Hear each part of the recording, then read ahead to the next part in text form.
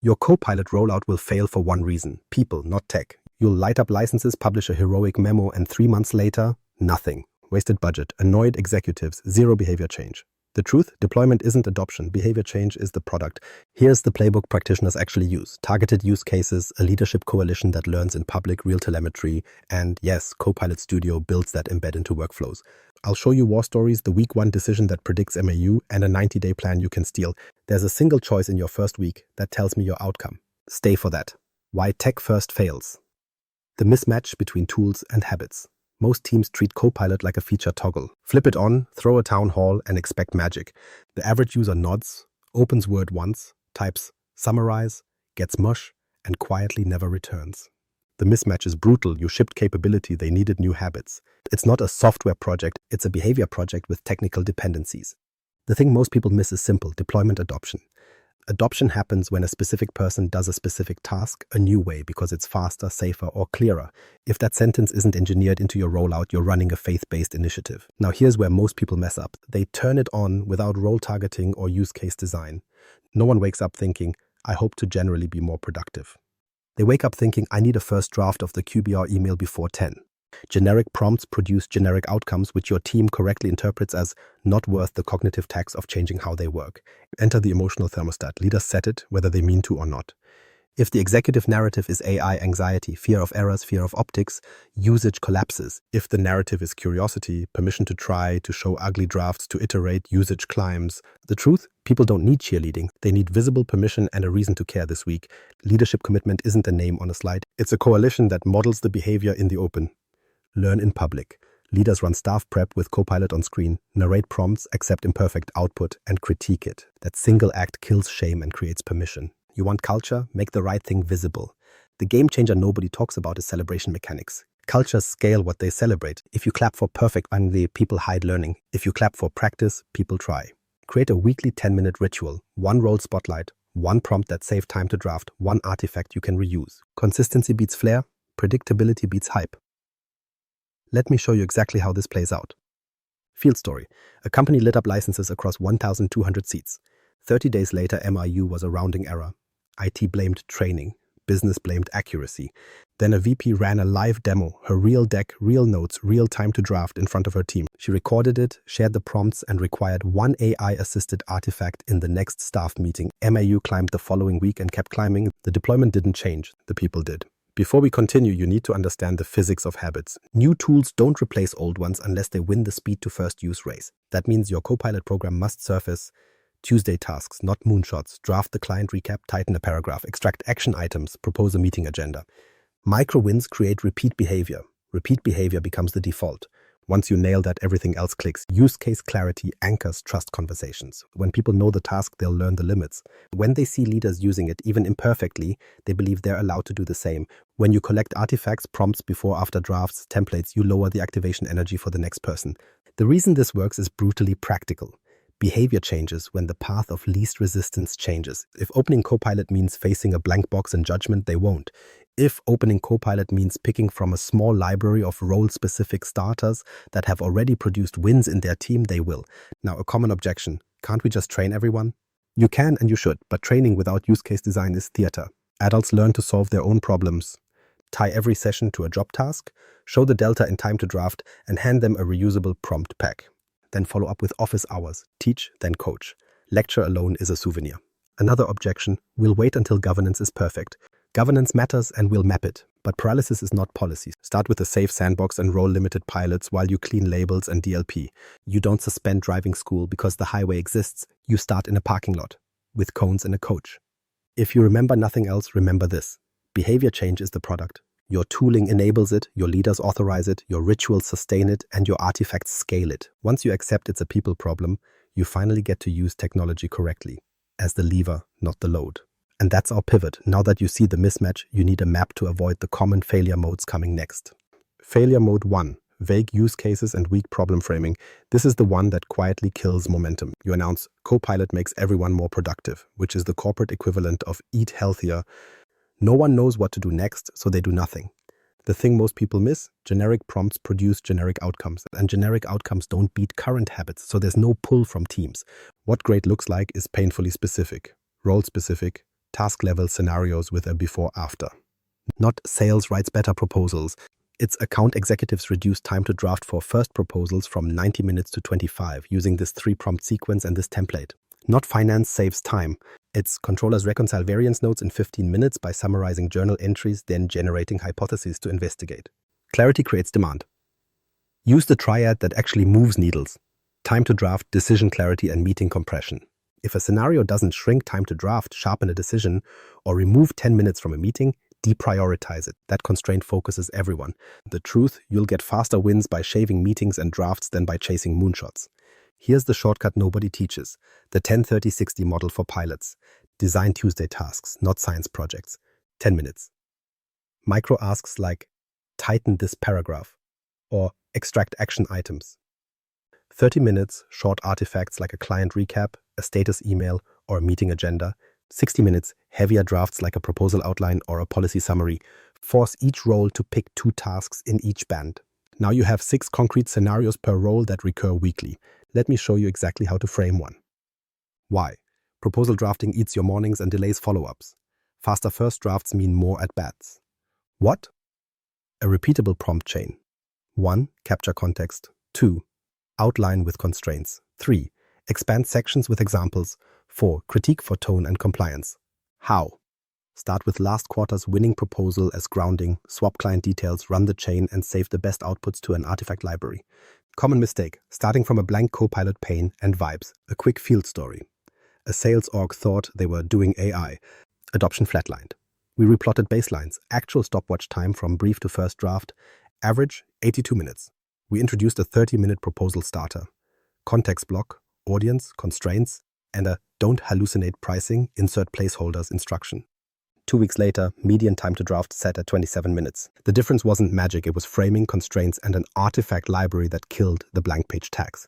About that artifact library, if you don't capture prompts, before-after examples, and approved templates, you force every user to rediscover the same path. That's malpractice. Build it where they work. SharePoint for docs, Teams tabs for quick access, pinned snippets in Word Outlook, tag by role and task. The library is your on-ramp. Without it, you're asking people to merge onto the highway from a gravel road. Common mistakes I keep seeing. Be more productive campaigns. That's a slogan, not a scenario. Training without artifacts. People leave with theory and return to a blank box. Moonshot selection. If the first demo is a complex legal brief, you've guaranteed disappointment. No baselines. If you don't measure current time to draft or meeting length, you can't prove improvement. No owner. A use case without a single accountable role lead will drift into ambiguity. Now, the practical template you'll reuse: context, constraint, critique, continue. C4 prompting. Context gives ground truth. Constraints set tone, audience, length, and exclusions.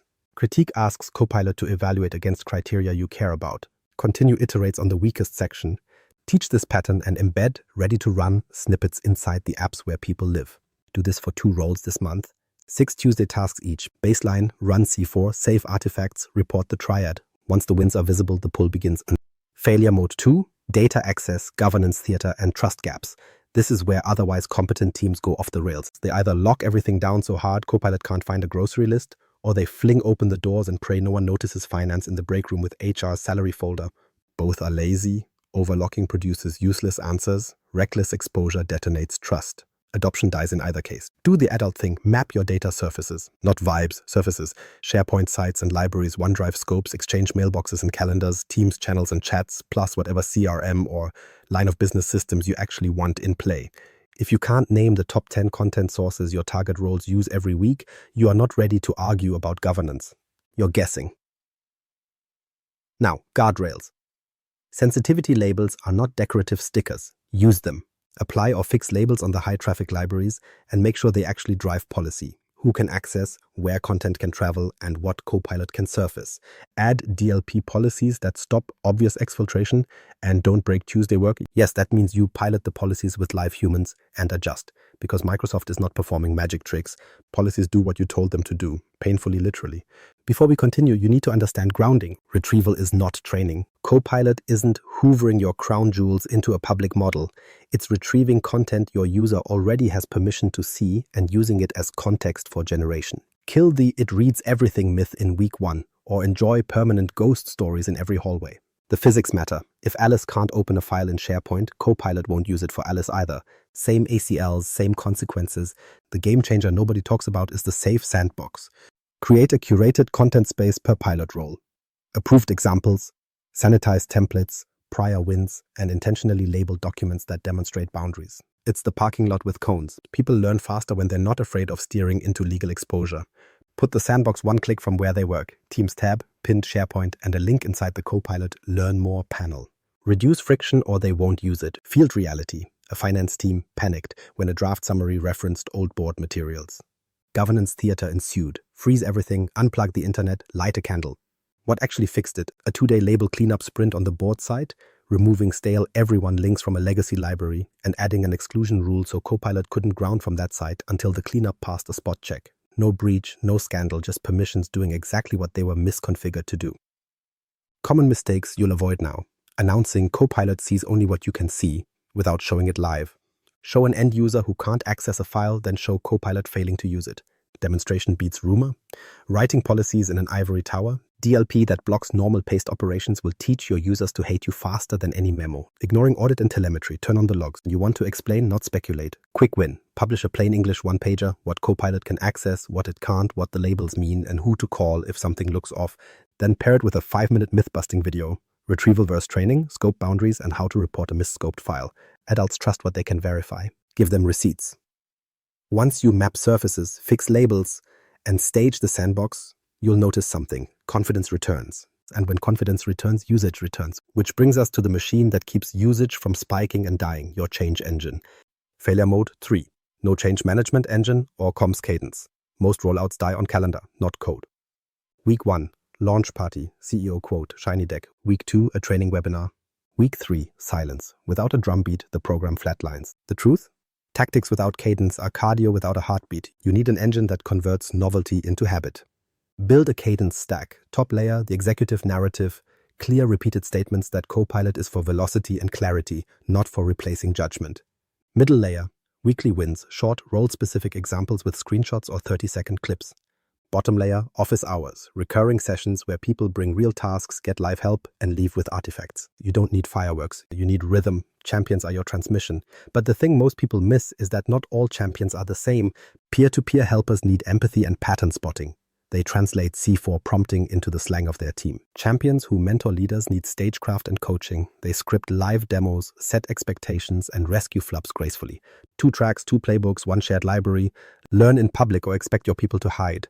Leaders must show their work, wins and misses, narrate prompts, call out where Copilot guessed wrong, and show the critique step. When a VP says, I used this to get from blank page to outline in 8 minutes, then I rewrote section 3, the org hears. Permission granted. When that same VP hides behind perfect outputs, the org hears, don't get caught trying. A field story to prove it. A division launched Copilot with decent training but an anemic comms plan. MIU sagged by week 4. We dropped in an 8-week comms calendar. Every Monday, a 90-second win video from a different role. Wednesdays, office hours focused on 1 Tuesday task. Fridays, a tiny prompt pack plus 2 artifacts added to the library. We measured adoption and time to draft weekly. By week 8, MIU doubled in that lagging division. No new tech, just a metronome. Practical rule, choose 2 channels and 1 ritual.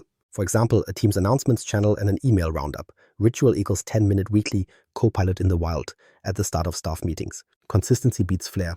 The average user needs to see the same pattern in the same place at the same time to believe it's real. Now, what goes in the comms? Skip the adjectives, show the delta. Before, 42 minutes to draft a client recap. After 14 minutes using this context block and this grid prompt. Here's the artifact link. Add a 1-line governance reminder when relevant. Sprinkle in micro-stories. Jasmine shaved 8 minutes by extracting action items live in the meeting. We cut the recap time to 0. Repetition isn't boring. It's how memory works. Office hours are where adoption compounds. Structure them. Start with a 2-minute myth bust. Then 3 5-minute hot seats. Real tasks, live prompting. Save the outputs to the library. End with a 1-minute assignment. Try X prompt on Y task before Friday and post your artifact. Adults practice what they commit to publicly. It's group fitness for knowledge work. Common mistakes you'll avoid now. Changing the message every week. Pick your triad, time to draft, decision clarity, meeting compression, and hammer it. Measuring vanity metrics, webinar registrations aren't behavior. Track MAU, artifact submissions, and ticket volume trend. If tickets spike after a comms change, you broke something or finally got attention. Both are useful signals.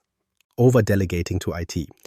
Business leaders must be visible or the culture reverts to IT tool, not my tool. The reason this engine works is simple. Culture is a schedule plus stories. The schedule makes it predictable. The stories make it desirable. Run the stack for 8 weeks and the program survives the hype cycle. Run it for 12 and the habits stick. And yes, we'll tie those habits to the 90-day plan soon. Failure mode 4, license sprawl and no adoption telemetry. This is where budgets go to die. You buy a heroic pile of SKUs, spray them across departments like confetti, and then stare at a dashboard that might as well be a ransom note. Wrong roles, wrong timing, zero visibility. The truth? Licenses are accelerants. Without targeting and telemetry, you're just burning money faster. Segment by job to be done, not org chart. Compare that to the average user distribution. Everyone gets one. No. Stage entitlements by readiness and recurrence of Tuesday tasks. Give early access to roles with repeatable knowledge artifacts. Sales, customer success, PMs, HR ops. Put tourist roles into a waitlist fed by real wins. Scarcity creates focus and data you can act on. Now measure like an adult. Adoption MAU tells you if humans even show up. Time to draft tells you if anything got faster. Ticket volume trend tells you if you broke workflows or finally earned attention. If MIU is flat, your use cases are vague or your leaders are hiding. If time to draft doesn't move, your prompts or templates are weak. If tickets spike, investigate pattern clusters, not anecdotes. Here's the game changer. Entitlement waves with checkpoints. Wave 1 gets 200 licenses plus a weekly readout on MAU, triad metrics, and artifact submissions. If usage clears the bar, say sustained MAU growth and at least 10 new artifacts per week, expand to wave 2. If not, pause, fix, then proceed. This isn't punishment, it's control theory. You don't open the throttle when the engine's misfiring. Field reality. One org reclaimed 18% of licenses simply by correlating MAU with artifact contributions and Tuesday task recurrence. They reissued to power users and role clusters with clear scenarios. MAU spiked the next month without purchasing a single additional seat. The software didn't change, targeting did. Stop asking who wants a license and start asking who creates artifacts weekly measured by our triad. That question pays for itself. Failure mode. 5. Skills gap and no workflow embedding. Even with licenses and cadence, adoption stalls if people don't know how to talk to the machine or if the machine isn't where the work lives. Prompting isn't a vibe, it's a skill. And skills don't survive the copy-paste gauntlet unless you embed them into the workflow like guardrails on a bridge. Teach the 4 moves. Context, constraint, critique, continue, C4 prompting. Yes, you've heard me say it. No, your team hasn't mastered it. Context anchors to ground truth. Constraints set tone, audience, format, and exclusions. Critique forces evaluation against your criteria. Continue targets the weakest section for iteration. The reason this works is it mirrors how experts write. Fast drafts, tight constraints, ruthless edits. Now embed or it evaporates. Templates in Word and Loop with pre-filled context blocks. Outlook quick parts for meeting recaps. Teams message extensions that insert prompt starters. SharePoint pages with copy prompt buttons next to artifact libraries. Pinned snippets and Copilot saved prompts where fingers already click. If they have to go hunting, they won't. If it's one tap, they will. Enter Copilot Studio for the repeatables. Build micro copilots that codify winning chains for specific roles. HR intake triage, sales proposal outline, PM risk register summarizer. Keep them narrow, opinionated, and grounded with curated content or connectors you actually govern. Then iterate based on usage, not committee poetry. Field story. HR was drowning in intake emails. We stood up a studio bot that classifies requests, drafts first responses with policy-safe language, and assembles manager-ready summaries. Ticket volume dropped, and time to draft for common replies collapsed. No, it didn't replace judgment. It replaced rote typing and context gathering so humans could decide faster. Common mistakes to skip. Teaching prompt engineering as trivia. Teach C4 on Tuesday tasks. Parking libraries in random SharePoint cul-de-sacs. Put them where work happens. Building Frankenbots that try to do everything. Microbeats mega, just skipping feedback loops. Add a "this saved me X minutes" button and track it. Do this next. Publish 2 prompt packs per role. Wire 3 templates into the apps. Ship 1 micro copilot per pilot role and measure the triad. Once skills live in the workflow, adoption stops depending on memory and starts depending on muscle. The 90-day Copilot adoption plan, practitioner's playbook. Day 1 to 7. Form the AI council and name your exec trio. 1 business owner, 1 operations leader, 1 tech lead. Pick 2 roles. For each role, define 6 Tuesday tasks using the 10-30-60 model and baseline time to draft. Publish the C4 prompt pattern and a plain English governance 1-pager. Schedule office hours and a weekly wins slot now, not later. Day 8 to 21, data readiness sprint. Map the top content surfaces, fix labels on high-traffic libraries, enable DLP that catches obvious nonsense but doesn't block Tuesday work. Build a safe sandbox per role with sanitized examples, approved templates, and an artifact shelf. Turn on telemetry and audit. Record a 5-minute myth-busting clip, retrieval training. Day 22:30, train C4 prompting tied to the 6 tasks. Each attendee leaves with a prompt pack and 2 artifacts submitted. Launch office hours. Leaders do a 5-minute learn in public demo using their real work. Start the cadence. Monday win, Wednesday office hours, Friday prompt pack. Day 31 to 45, pilot live. Measure MAU, time to draft, meeting compression, and ticket trend weekly. Capture before-after artifacts with constraints and critique notes. Prune weak prompts, promote proven ones. Keep comms boringly consistent. Day 46 to 60. Copilot Studio.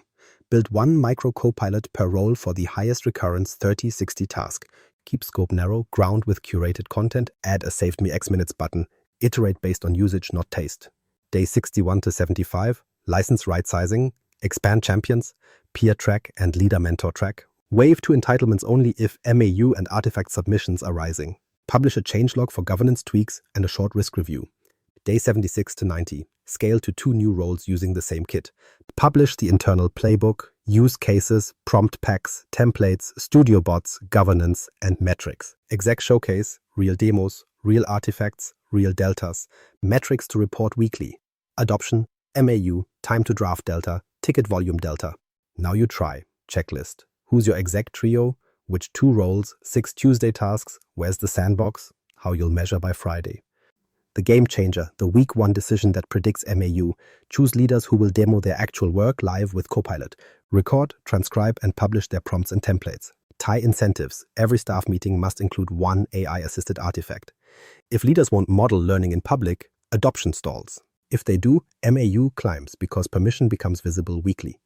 The 1-sentence takeaway and next move. Copilot succeeds when culture engineers behavior into workflows measured by time to draft, meeting compression, and sustained MAU. Adopt the 90-day plan, then subscribe for the advanced Copilot Studio builds and real rollout war stories that make this stick. Next up, the playbook for scaling from 2 roles to 10 without breaking trust.